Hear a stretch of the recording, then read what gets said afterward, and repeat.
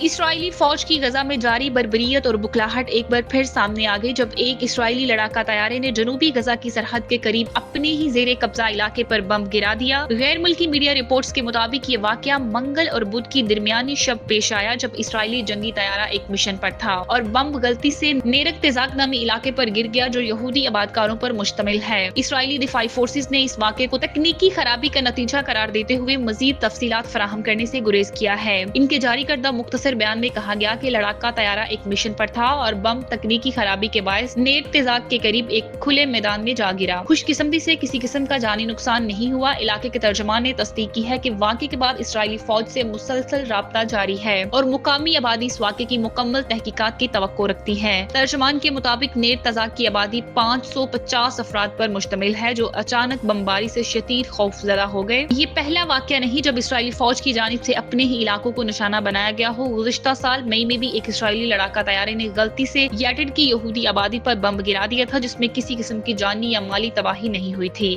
اس کے علاوہ جنوبی غزہ میں اسرائیلی ٹینک کا ایک گولہ بھی اپنے ہدف سے ہٹ کر سرحدی بار کے قریب جا گرا۔ تجزیہ کاروں کے مطابق اسرائیلی فوج کی اس قسم کی غلطیاں ان کے اندرونی بکھلاہٹ اور جارحانہ پالیسیوں کا نتیجہ ہے جو نہ صرف فلسطینی عوام بلکہ خود اسرائیلی آبادی کے لیے بھی خطرے کی علامت بنتی جا رہی ہے۔